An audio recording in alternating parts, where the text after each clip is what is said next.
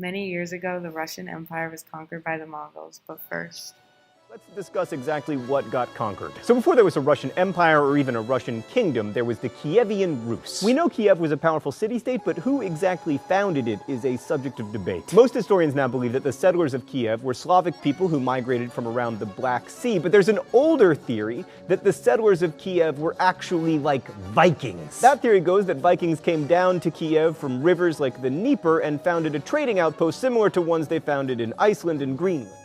Can you please tell me about the background of the Russians and Mongols? Yeah, the Mongols were actually a nomadic tribe, which meant that they moved around and in search for food and other resources, and they didn't have a settled home. And they came together under Chinggis Khan, which in the 13th century they actually conquered many European territories in the end, which this included part of northwest Russia.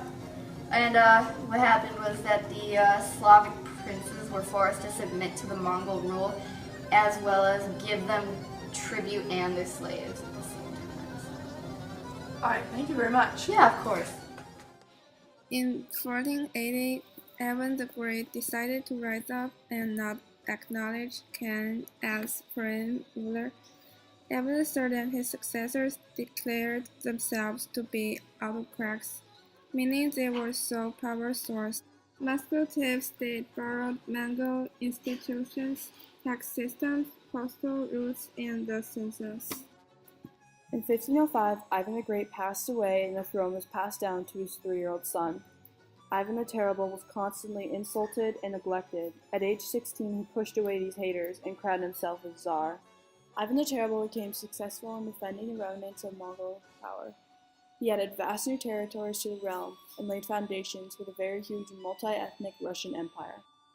Ivan also created a new service nobility who received noble titles and estates in return for service in the new Tsar's army. His wife Anastasia suddenly died a very unexpected death. He began a campaign of persecution against those who suspected of opposing him. He also killed the families, friends, servants, and peasants of the possible suspects. the economy in Russia was supported by the peasant life. The majority of peasants in Russia were farmers, and agriculture supported the country's economy. Although the peasants were important to the economy, they were not appreciated in society. Peter the Great was one of the most important leaders in Russian history. Under his leadership, Russia became the strongest state in Europe. In 1699, Peter the Great created Russia's first real army and heavily invested in training this army. He also formed Russia's first navy. Peter expanded the size of Russia through his great military conquests. He also founded the city of St. Petersburg in 1703. The city became the capital of the Russian Empire in 1730. Peter began political reforms. He tore apart the administrative system and rebuilt it twice during his reign. He started taxes to support the new state and large military. He also created land reforms, making it so landowners had more control over peasants. This helped the Russian economy. Peter the Great also started schools of medicine, engineering, science, navigation, and mathematics, because he knew that the Russians could only hold its reforms if it had a superior education.